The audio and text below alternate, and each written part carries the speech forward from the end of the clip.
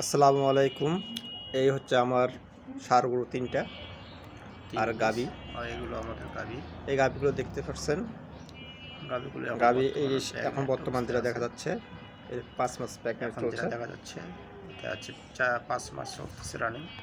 আসলে গাবিটা অনেক সুন্দর, আর খাওয়া দাওয়া সব দিক দিয়ে ভালো। এটাও ভালো, দুধও দেয় মাশাআল্লাহ, দুধ দেয় 10টা লিটার পর্যন্ত দুধ আসে।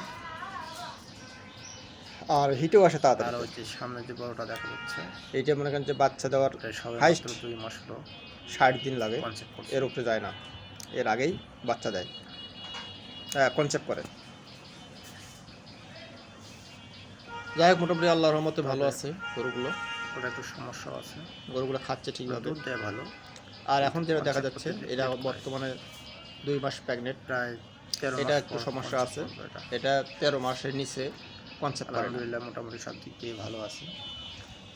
এর বাচ্চাগুলো বিক্রি করা হয়েছে, শুধু একটা বকনা আছে, খাওয়ানো একটু কমে দেওয়া হয়েছে। বকনা বাচ্চাটা ওই পাশে আছে, দেখা যাবে এখন।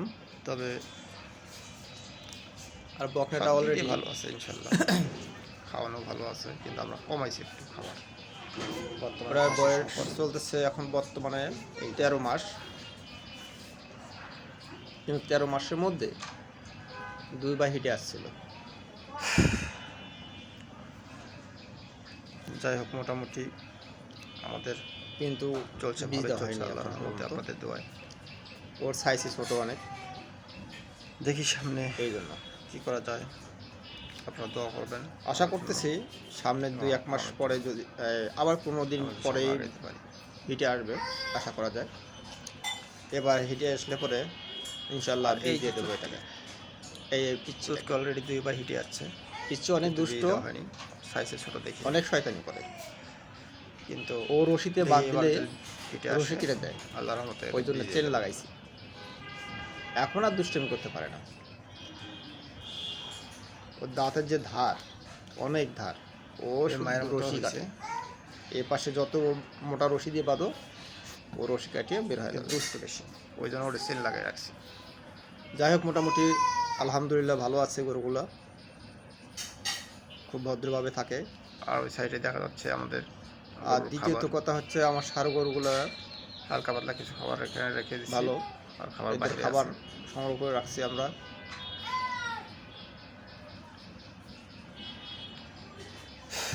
যাই হোক, আশা আছে আর সামনে বাড়ার জন্য।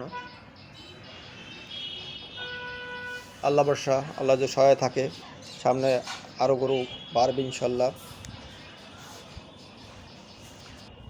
একেবারে দুষ্ট, খাওয়ানো ভালো। বর্তমানে একটু ঘাসের সংকটের কারণে গরুগুলো খাবার একটু দুর্বল হয়ে গেছে, ঘাস বেশি দিতে পারছি না, আর সব দানাদারের উপরে চলছে।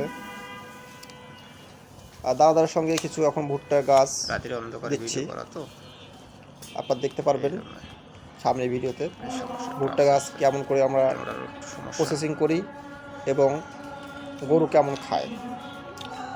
অনেক মজা করে খায় গরুরা, দেখলে বুঝতে পারবেন। বিসেলের আর দরকার নেই, বিসেলি দিয়ে কী করবেন, যদি থাকে ভুট্টার গাছ তাহলে আর গরু পালা কোনো সমস্যা নেই ইনশাল্লাহ। এই কথাতে আছে যে বিসেলির আর সবচেয়ে প্রিয় গরু এটা। কথাতে আছে যে বিসেলির দিন শেষ, এখন ভুট্টা গাছের বাংলাদেশ, মানে ভুট্টা গাছ A to Z, ভুট্টা গাছে যে কোনো কিছু, কোনো জিনিস মানে অপচয় নেই। ভুট্টার গাছ, ভুট্টার মোচা, ভুট্টার পাতা, সব কিছুই গরুর গোখাদ্য হিসেবে ব্যবহার করা যায়। বিশ্বাস না হলে আমার পরে ভিডিওতে দেখবেন আমরা কেমনে ভুট্টার গাছ প্রসেসিং করি এবং কেমনে খাওয়াই।